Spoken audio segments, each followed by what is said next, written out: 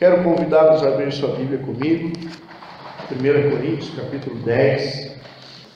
Nós vamos ler do verso 14 até o final do capítulo. Por isso, meus amados irmãos, fujam da idolatria. Estou falando a pessoas sensatas. Julguem vocês mesmos os que estou dizendo. Não é verdade que o cálice da bênção que abençoamos é uma participação no sangue de Jesus, de Cristo? E que o pão que partimos é uma participação no corpo de Cristo? Como há somente um pão, nós que somos muitos, somos um só corpo, pois todos participamos de um único pão. Considerem o povo de Israel. Os que comem dos sacrifícios não participam do altar? Portanto, o que estou querendo dizer? Será que o sacrifício oferecido a um ídolo é alguma coisa? Ou o ídolo é alguma coisa? Não. Quero dizer que o que os pagãos sacrificam é oferecido aos demônios, e não a Deus. E não quero que vocês tenham comunhão com os demônios. Vocês não podem beber do cálice do Senhor e do cálice dos demônios. Não podem participar da mesa do Senhor e da mesa dos demônios. Porventura provocaremos o ciúme do Senhor? Somos mais fortes do que Ele? Tudo é permitido, mas nem tudo convém. Tudo é permitido, mas nem tudo edifica. Ninguém deve buscar o seu próprio bem, mas sim os dos outros. Comam de tudo o que se vende no mercado, sem fazer perguntas por causa da consciência, pois do Senhor é a terra e tudo que nela existe. Se alguém descrente o convidar para uma refeição e você quiser ir, coma de tudo que lhe for apresentado, sem nada perguntar por causa da consciência. Mas se alguém lhe disser, isto foi oferecido em sacrifício, não coma, tanto por causa da pessoa que o comentou, como da consciência, isso é, da consciência do outro e não da sua própria. Porque minha liberdade deve ser julgada pela consciência dos outros. Se participo da refeição com ações de graças, por que sou condenado por algo pelo qual dou graças a Deus? Assim, quer vocês comam, bebam ou façam qualquer outra coisa, façam tudo para a glória de Deus. Não se tornem motivo de tropeço, nem para os judeus, nem para os gregos, nem para a igreja de Deus. Também eu procuro agradar a todos, de todas as formas, porque não estou procurando o meu próprio bem, mas o bem de muitos, para que sejam salvos. Amém?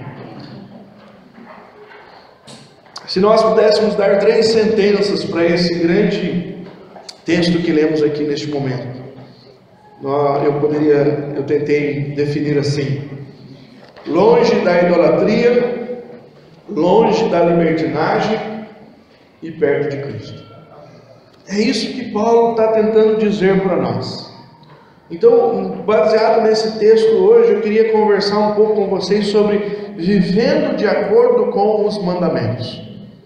Os mandamentos de Cristo, os mandamentos da nova aliança, não os 10 mandamentos, não os mandamentos veterotestamentários com leis e ordenanças, mas segundo os princípios que Jesus nos ensinou. Paulo aqui continua suas instruções práticas, e as instruções práticas de Paulo quer dizer como que eu e você devemos viver dia a dia. Como que nós devemos corresponder com a nossa vida dentro da sociedade? Paulo está escrevendo para uma igreja, a igreja de Corinto, onde lá fora, a porta da igreja para fora, eles viviam numa tensão muito grande com a questão da idolatria. Falei aqui para vocês em alguns cultos atrás que pelo menos havia 6 grandes templos ali em Corinto, e o maior deles da Afrodite, onde a Afrodite era adorada, o amor era celebrado e a prostituição era como um culto.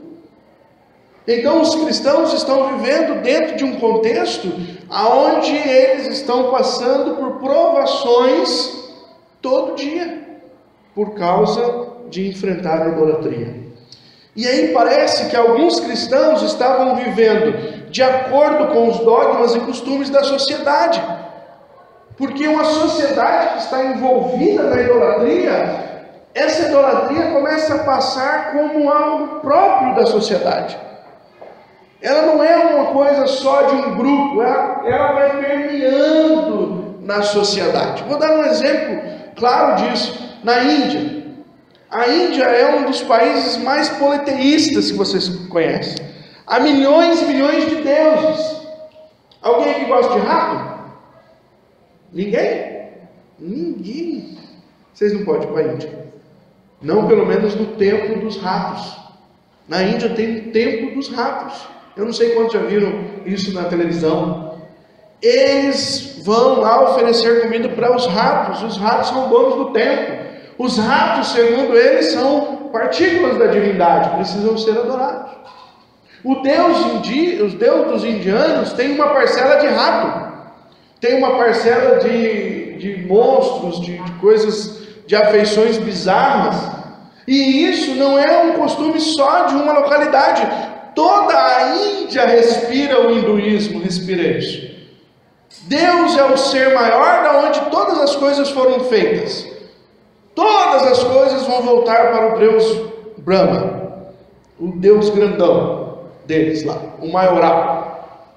Ou seja, se todas as coisas pertencem a Deus, a sociedade indiana também pertence, os costumes indianos são envolvidos na idolatria, e alguém que conhece o Deus vivo, que se revela nas Escrituras e vive naquele contexto, tem que saber lidar com essa tensão. Hoje nós não temos muito aqui no Sudeste uma opressão por causa da idolatria, mas em alguns lugares do Nordeste ainda tem. Quando uma pessoa se converte ao cristianismo, quando uma pessoa se torna evangélica no Nordeste, eles falam: agora tornou-se quebra-santo, agora você é da lei dos crentes. Em alguns lugares aqui no nosso Brasil, uma pessoa quando se converte ao Evangelho, ela é mandada embora do seu emprego, porque ela não é mais da Igreja Católica Romana. Nós achamos que nós estamos longe disso, mas em alguns lugares a força da idolatria ainda manda nos países, inclusive no nosso. O que Paulo então está querendo dizer para essa turma? Vivam de acordo com a lei de Cristo. E alguns estavam tendo um outro problema, achando que as leis religiosas deveriam ser obedecidas só no âmbito religioso. E quando se saísse do âmbito religioso, você poderia esquecer. E aí você poderia viver de acordo com a lei da sociedade. Um exemplo claro disso. Muitos cristãos, inclusive nós evangélicos, vivemos uma dualidade. Eu tenho falado aqui, nós vivemos uma vida religiosa no templo, no domingo de manhã, na escola dominical, no domingo à noite, no culto. De segunda a sábado lá, é a lei do país, é a lei da sociedade. Eu não consigo, alguns cristãos não conseguem imprimir essa vivência da lei no seu dia a dia. O que Jesus manda a gente fazer, não manda fazer só aqui dentro. Ele manda viver de maneira prática lá fora. Então Paulo está preocupado com alguns cristãos que não estão conseguindo viver. O que o Paulo diz? Vocês estão participando da mesa de Deus, e lá fora vocês estão participando da mesa dos demônios. Gente, isso é muito sério. É a mesma coisa de nós entendemos que nós estamos com o pé em duas canoas. Nós queremos agradar a todos. Então, para eu agradar uma outra pessoa, eu partilho do costume e da fé deles. Paulo diz: isso não pode. Se você participa da mesa do Senhor, você não pode participar daquilo que é sacrificado aos demônios. Paulo então nos orienta a pensar aqui em 3 ordens que ele dá nesse texto, que me parece estão baseadas na ideia do texto que eu li no começo, quando Jesus fala do maior mandamento, dos maiores mandamentos. Se a gente fosse pegar todos os mandamentos lá do Antigo Testamento e resumir, Jesus fez isso, ele disse, se resume em: amarás o Senhor teu Deus de toda a tua alma, de toda a tua força, de todo o teu entendimento.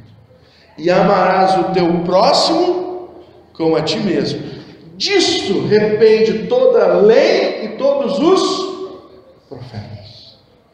Se a gente pegar todo o Velho Testamento e tentar entender em uma frase: ame o Senhor teu Deus de todas as coisas, acima de todas as coisas, e ame o seu próximo como você ama a si mesmo.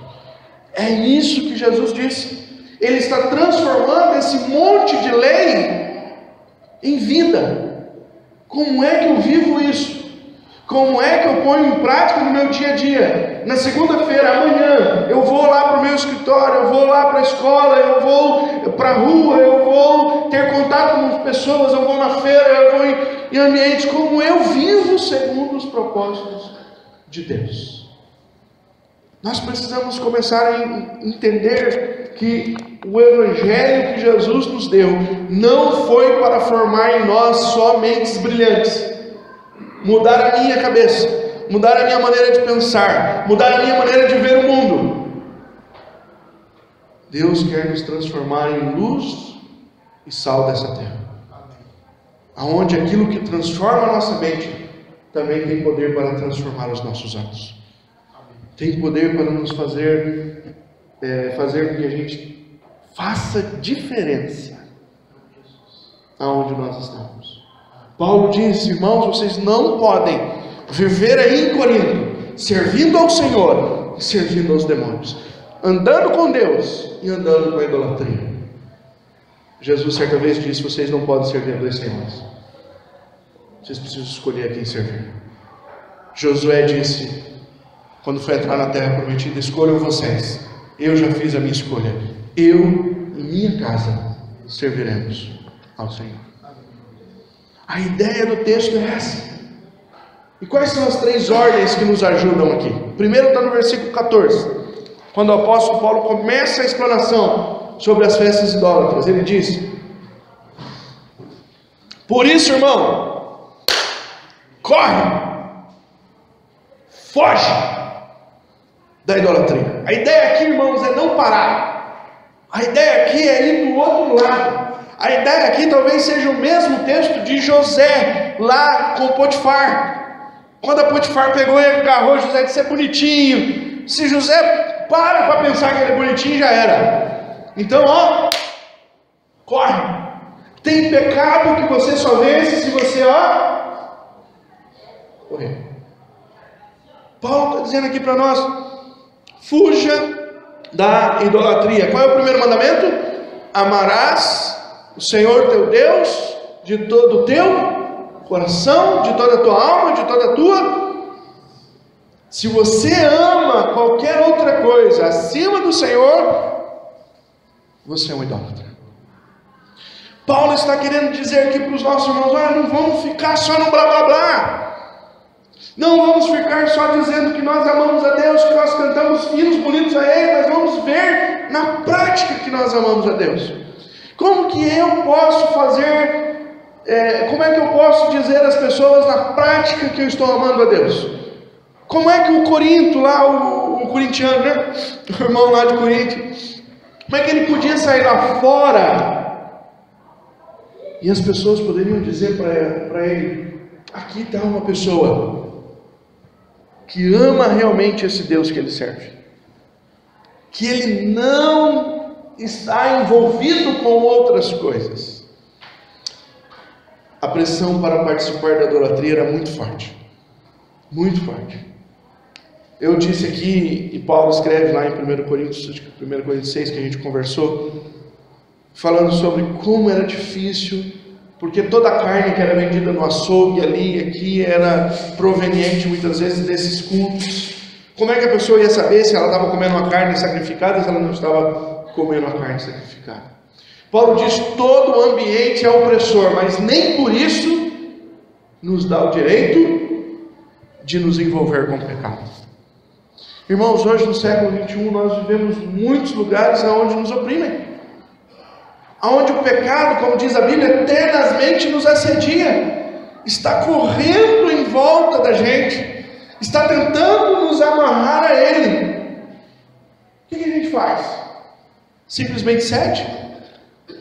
É a pressão da sociedade. Eu vou viver conforme as pessoas estão vivendo. É natural e é normal viver assim nessa época. Vou dar um exemplo claro disso. Hoje na nossa modernidade é normal o jovem ter relação sexual antes do casamento. É normal. Esses dias não faz muito tempo já, eu estava vendo uma reportagem onde uma mãe falou assim: eu deixo a minha filha trazer o namorado dela para dentro de casa e dormir os dois aqui dentro. Eu prefiro eles aqui. Olha que beleza. Prefiro eles aqui, debaixo do olho, que eu estou vendo, do que eles sei onde eles vão estar. Olha o conceito da sociedade. Há um mal menor.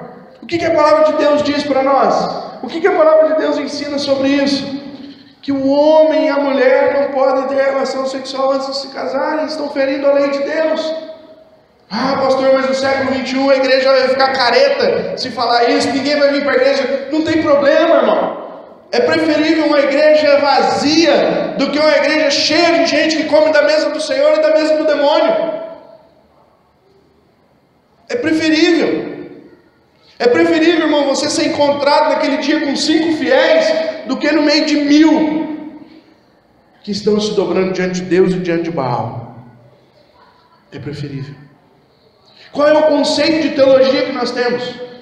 O que é que tem mudado a minha e a sua vida? Aquilo que a sociedade tem imprimido para nós como verdade, ou as escrituras que eu penso que você como eu acreditam que são a verdade revelada de Deus para mim e para a sua vida, para mim e para a sua família, para os meus e para os seus filhos? Não importa se eles estão no século 21, se eles estão no século 1, eu vou ensiná-los a temer o Senhor. Eu e minha casa serviremos ao Senhor. É uma escolha. Nós precisamos fazer. Paulo diz: façam essa escolha.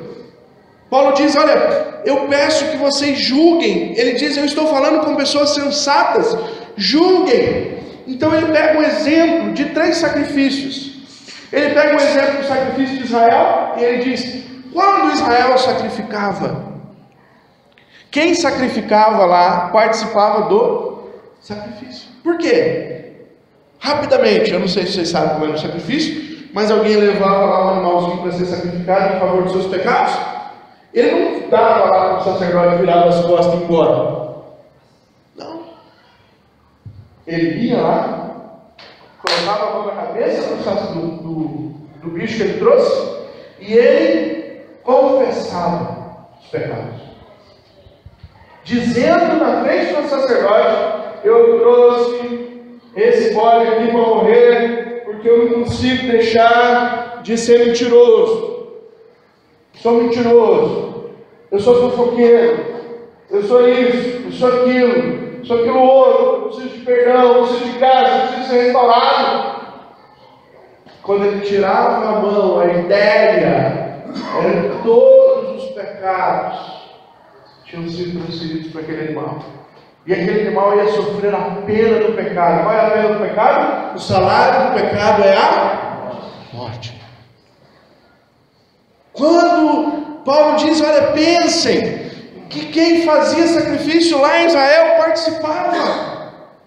Aí ele pega um outro exemplo, ele diz: nós participamos, porque quando a mesa do Senhor está posta e nós abençoamos o cálice do Senhor, nós participamos do quê? Do sangue e do corpo do nosso Senhor Jesus Cristo. Pedro diz: vós foste comprado pelo precioso sangue do nosso Senhor Jesus Cristo. Vós não foste comprado por preço de ouro, de prata, pelo precioso sangue de nosso Senhor Jesus Cristo. Quando nós estamos diante da mesa do Senhor, nós estamos dizendo: nós participamos disso. Jesus morreu por causa dos meus pecados. Então Paulo diz o seguinte: quando você vai lá na mesa do idólatra, Quando alguém está oferecendo um sacrifício aos ídolos e você come junto com ele naquele sacrifício, você está participando da mesa dos falsos deuses. Aí Paulo diz: qual o problema? Deus não existe. Ele já tinha tratado isso aqui antes. Deus não existe. Qual o problema então eu participar se os deuses não existem? Aí Paulo diz o seguinte: o problema é que quando alguém oferece um sacrifício que não ao Senhor Deus que existe, tudo o que não existe, que é oferecido, o diabo toma para ele. Então as pessoas estão fazendo aliança com Satanás. Essa é a expressão clara das Escrituras. Quando você adora um Deus que não existe, participa de algo de um Deus que não existe, quando você professa uma fé de um Deus que não existe, quando você fala ou clama por um Deus que não existe, o diabo está se associando com aquilo. E você está se associando com algo de Satanás. Nossa, pastor, inclusive quando você mente, porque o pai da mentira é o diabo. Está cheio de cristão, irmão, que está vivendo amarrado ao diabo. Porque tudo que faz na sua vida dá glória a outros deuses. Quando nós lemos o Salmo, o salmista diz assim: esses deuses, eles não têm olho, mas não veem, têm boca e não falam, têm narina e não cheiram, têm ouvidos e não ouvem, têm pés e não andam, que se tornem como eles, os que o adoram. Cada vez que as pessoas vão adorando aos deuses que não existem, vão se tornando cada dia mais cegos. 2 Coríntios capítulo 4, Paulo diz: o Deus deste século cegou o entendimento dos incrédulos para que não vejam. Quando você tem uma parcela de adoração a alguém que não é Deus, você está participando da mesa de Satanás. Cuidado, tome muito cuidado. A palavra de Deus diz que a ceia é um momento de nós participarmos com aquele que é digno de nós termos aliança. Deus é o único digno de nós termos aliança. Nenhum outro ser é digno. Nenhum outro ser é digno da nossa aliança. O Paulo, que escreveu as Escrituras, foi muito usado por Deus, cheio do Espírito Santo, em vida, morreu, acabou. Não merece mais nada, porque tudo que ele tinha para receber, irmão, recebeu. Está na presença de Deus. Você pensa que ele está preocupado com você? Está nem aí. Está nem te vendo mais. A obra dele está aqui. O Espírito Santo de Deus usou aqui, não vai usar mais. O grande erro que nós temos muitas vezes é que a idolatria chega em nós, alcança o nosso coração, assume o lugar de Deus nas nossas vidas. E então nós tornamos pessoas que estão de alguma maneira participando da mesa de Satanás. Esses dias eu vi uma ilustração que um médico dizia para a mulher assim: você é crente, né? A mulher disse: sou. Ele disse: eu não gosto dos crentes. E ela perguntou: por quê? Foi porque eu sou católico, vocês não gostam da Maria. Aí o médico respondeu: não, eu gosto de Maria. Eu só não adoro Maria, mas eu gosto de Maria.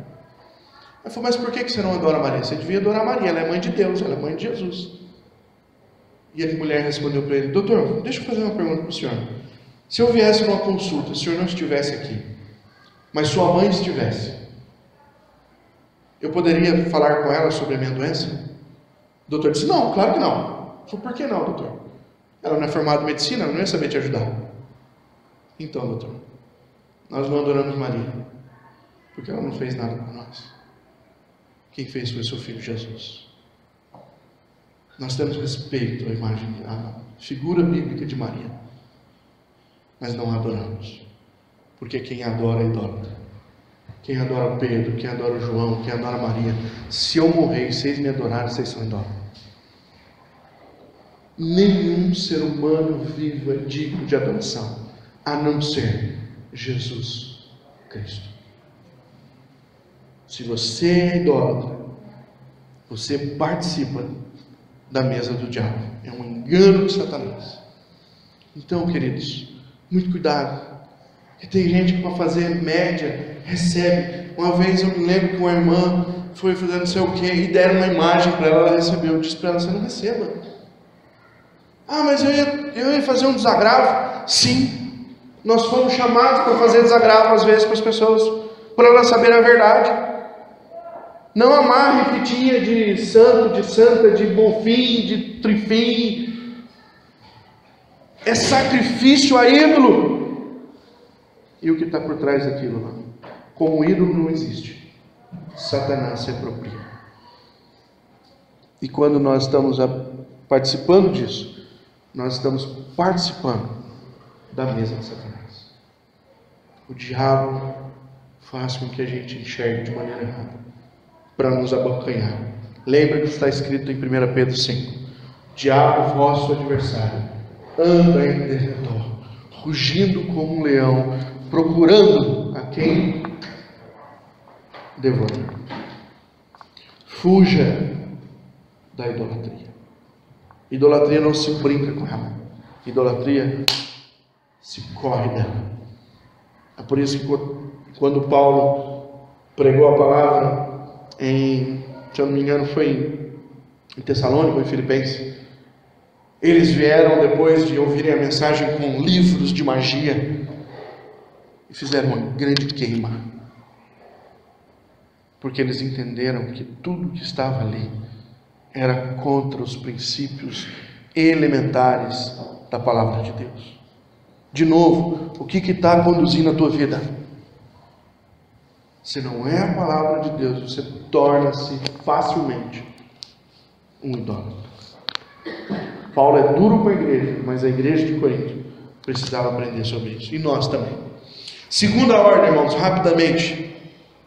Do versículo 23 ao versículo 30, Paulo vai dar uma ordem que a gente não gosta muito de obedecer. Paulo vai dizer para nós: se abstenham. O que é se abster? Abrir mão, se abster, fazer regime. Você já foi em churrasco quando você não pode comer carne? Ô, desgraça, é uma tristeza. Você vai vendo aquelas carninhas saindo de lá. Eu já tive algumas experiências de, na época de fazer jejum de Daniel, os irmãos fazer churrasco, convidar a gente, sabe, para ver se a nossa fé está ali mesmo, boa. Se abster é isso. Eu abro mão. Ninguém está com a faca na minha cabeça: não come. Ninguém está dizendo comigo, me obrigando a não comer. Eu decidi não comer. Quando você faz um jejum, eu decidi fazer isso. De vez em quando a minha esposa, eu tenho tentado ensinar ela, agora acho que ela já está bem melhor. Mas de vez em quando, quando eu faço jejum, às vezes ela chegava assim, colocava uma coisa na mesa, ai amor, esqueci que você está de jejum. Eu falei: filha, eu tô, mas você não tá, Samara não tá, a Valentina não, então a vida continua. Não é para se abdicar porque eu decidi fazer o jejum. Paulo diz para essa igreja: vocês precisam se abster. O que é abster-se, irmão? Mais uma vez, Paulo deixa claro que não há uma lista do que pode e que não pode. Tem gente que fica pensando que na igreja vai ter uma listinha. Quando eu chegar na igreja, o pastor já vai dar uma listinha. Isso pode, isso não pode. A igreja de Corinto tinha isso na cabeça. O que pode e não pode? Esse não pode. Não existe. Mas o apóstolo Paulo vai dizer para nós: o que eu posso, o que eu não posso, está já revelado em mim mesmo. É a minha busca em se abster. Não há uma lista do que pode e o que não pode. O que há é um chamado para viver uma nova vida, onde a perspectiva agora do cristão não é mais eu.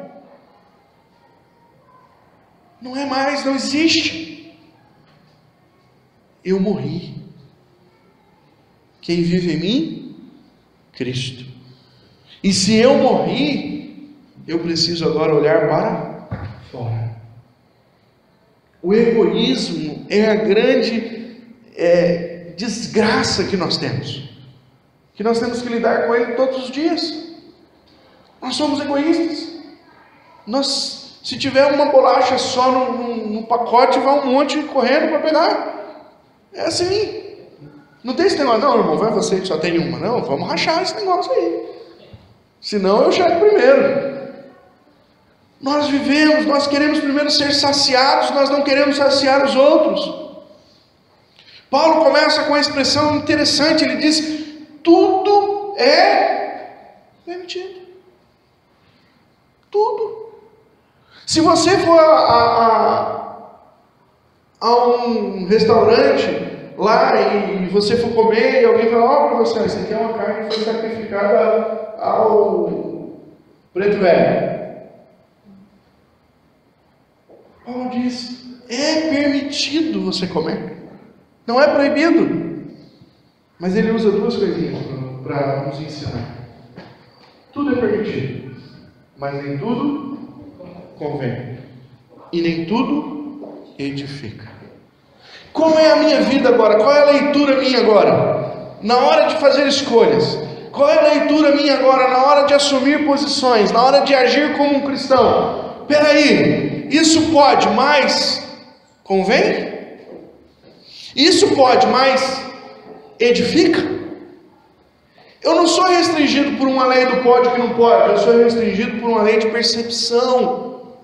A lei da percepção de que Deus é maior na minha vida, Ele precisa ser louvado, honrado e adorado nas minhas ações. Perdão. A lei da minha vida, aonde eu olho para as coisas que estão sendo me oferecidas, mas eu não sou mais egoísta. Eu penso no meu irmão. Eu penso naquele que está ao meu lado. Eu penso no que pode o meu irmão pensar a respeito se me ver fazendo alguma coisa. Por quê? Porque eu não sou mais escravo de mim mesmo. Cristo me libertou, irmão. Me libertou de mim. Me libertou dos meus sonhos e desejos egoístas. E me deu uma ordem: viver para Ele, para a glória dEle, para o louvor dEle. É aí que mora as nossas escolhas e que faz a gente andar de maneira que Deus se agrada. Tudo é permitido. Por que Paulo está falando isso no contexto? Porque o ídolo não existe. Tudo é permitido, mas não convém. Por quê? Por causa da consciência do outro.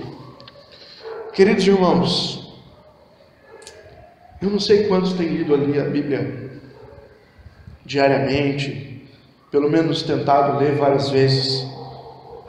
Leia os Evangelhos, leia o Novo Testamento,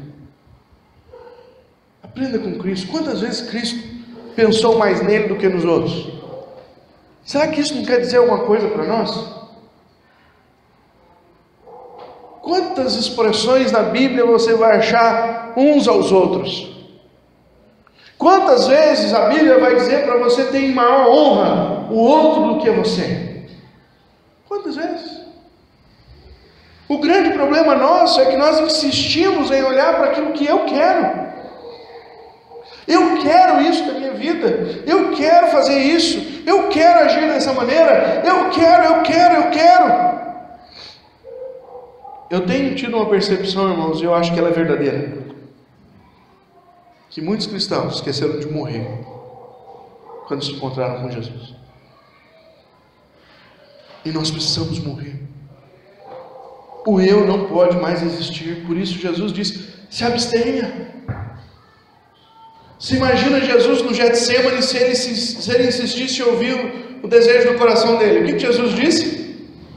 No Getsemane, quando ele estava perto da morte: Senhor, se possível, a minha vontade é, eu desejo que, eu preciso que o Senhor repense, eu quero, na fraqueza da sua humanidade, passa de mim esse cálice. Por que Jesus não fez isso? Porque Ele pensou em mim e você. Ele não morreu por Ele, Ele morreu por nós. Quantas vezes nós pensamos mais nos outros do que em nós mesmos? Paulo diz: não coma. Se uma pessoa te chamar e disser que isso é sacrificado a Ele, não coma. Não é por sua causa, não é por causa do ídolo que não existe. Não coma, por causa da consciência dessa pessoa. Porque se você fizer alguma coisa, você pode impedir que essa pessoa não chegue ao reino de Deus. Irmãos, você já pensou que os nossos atos podem atrapalhar pessoas de chegarem no reino de Deus? Sabe o que Jesus diz disso? Que se eu e você fôssemos ou formos tropeço para alguém, melhor coisa seria que a gente amarrasse uma pedra no nosso pescoço e nos lançássemos no mar.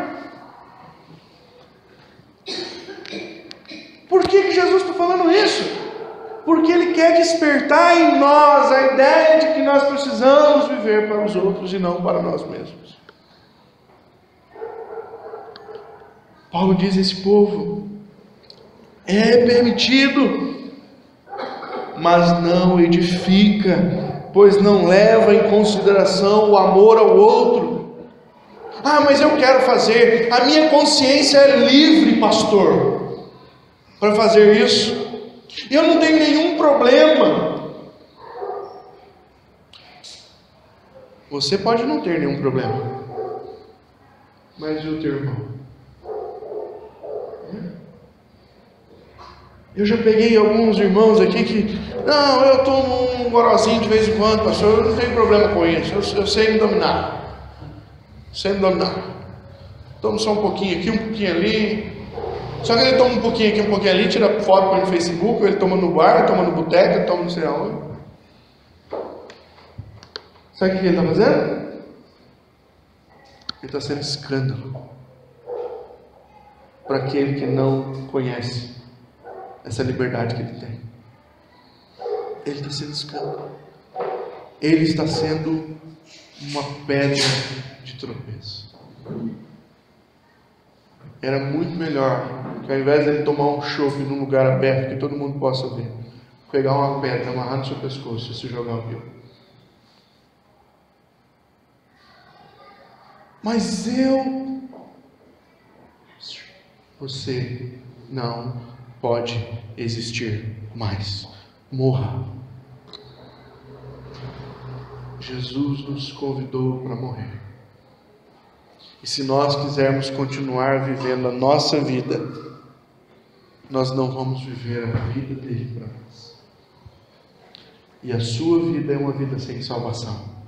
E a vida dele para você é um presente da eternidade. Escolha. Paulo disse: escolha. Vocês querem a liberdade? Vocês não estão preocupados com os outros? Se é isso que vocês estão fazendo, vocês estão em mau caminho. Terceira e última coisa, irmãos. Terceira ordem. Do verso 31 ao 33, Paulo diz: quer comamos, quer bebamos, quer façamos qualquer coisa, qualquer outra coisa, façam tudo para a glória de Deus. Tudo. Irmãos, não escapa nada da nossa ação que não seja para glorificar o nome de Jesus.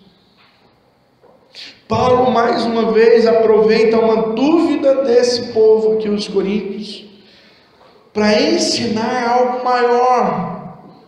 Paulo não está fazendo a lista do que pode e que não pode. Paulo está mandando eles irem mais profundo do que eles estão sendo. Não fica pensando nisso, nas suas ações, se pode ou não pode. Pense mais profundamente. Sabe o que Paulo põe para nós agora, irmãos? Uma pergunta. Tudo que você for fazer, pergunte: isso glorifica a Deus? Se isso glorifica a Deus, faça. Se isso não glorifica a Deus, não faça. Simples assim. Se nós entendêssemos que essa é a ação de Deus para gerenciar a nossa ação, nós íamos ficar livres de tantos entraves que nós nos envolvemos. Comer, beber ou qualquer outra coisa, faça para a glória de Deus, assim como Cristo viveu para a glória de Deus. Jesus disse: eu vim para fazer a vontade daquele que me enviou.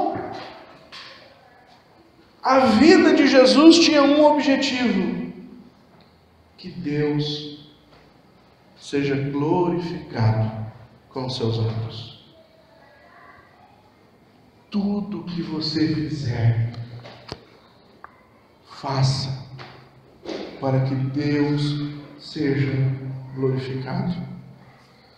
No seu emprego, seja o melhor funcionário. Não para o teu chefe vir bater nas suas costas e dizer: você é um ótimo funcionário. Não. Mas para que Deus seja glorificado no seu testemunho. Na sua casa, seja o melhor marido. Não para que a sua mulher conte para os outros de você e você fica: oh, sou bom mesmo. Mas para que Deus seja glorificado. Seja a melhor esposa, não para que o teu marido te dê flores,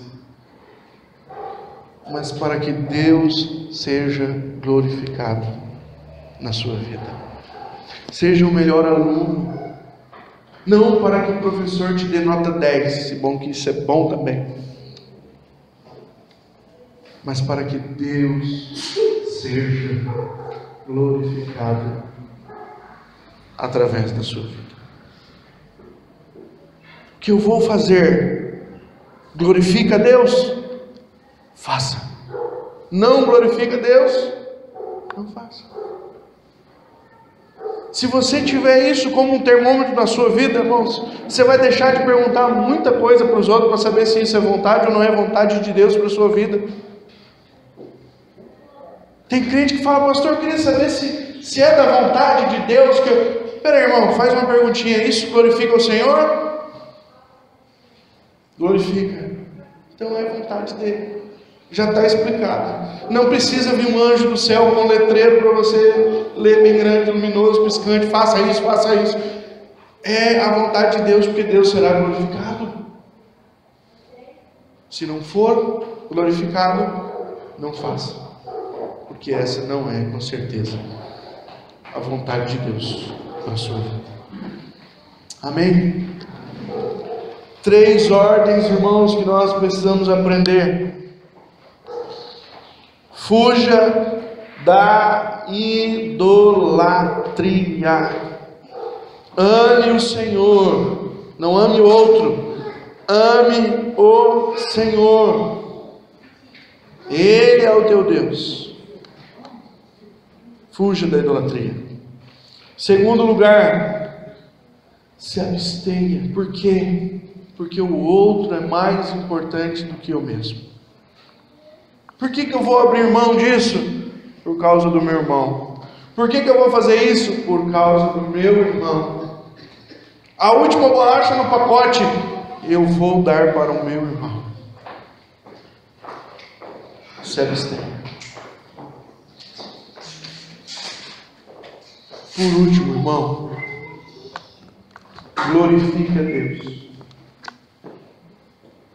Que tudo que você for fazer, glorifique o nome de Deus. Se o que você for fazer não glorifica o nome de Deus, pare. Não faça. Porque não é a vontade de Deus. para a sua vida. Amém? Quero convidar você a fechar os teus olhos neste momento, curvar a sua cabeça. Nós vamos orar ao Senhor.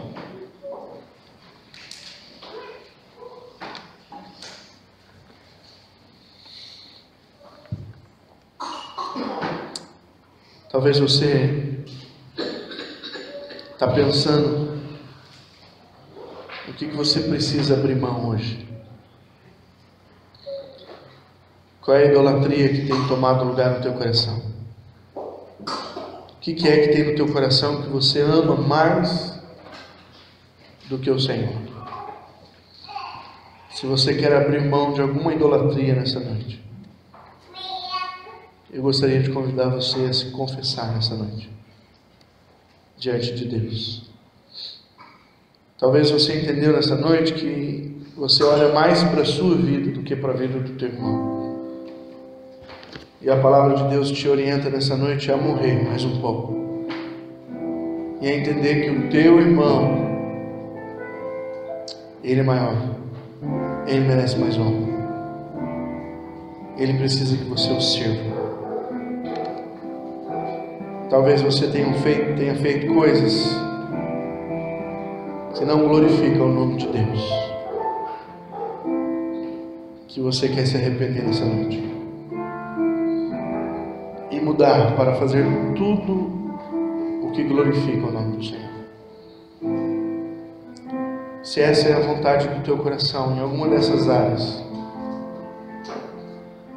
eu quero convidar você a ficar em pé. Talvez você chegou aqui e você não ama Deus, mas quer amá-lo de todo o coração, quer entregar a sua vida a Ele. Fique em pé também no seu lugar. Quero orar com você. Quero orar com você.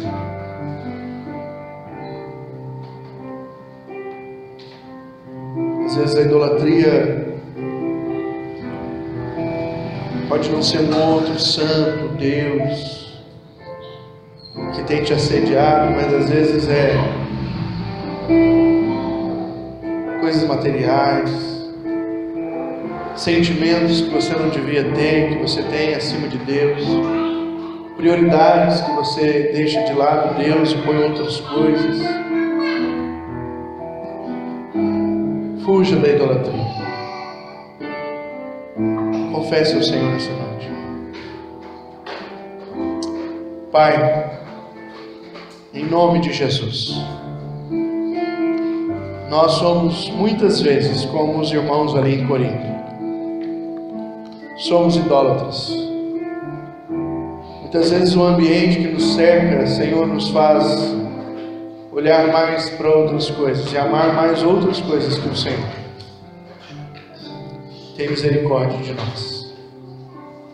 Que o nosso coração seja quebrantado nessa noite, diante da Tua presença. Que haja um arrependimento sincero em nós, que cause mudança para a Tua honra e glória. Senhor, muitos de nós não têm deixado o egoísmo de lado. Olhamos mais para as nossas coisas, para as nossas causas, do que para o nosso irmão. Tem misericórdia, Senhor, que ninguém seja levado ao tropeço pelos nossos atos impensados. Que o Senhor nos ajude, ó Deus, a fugir desse egoísmo e nos tornarmos pessoas que amam mais os outros que a nós mesmos.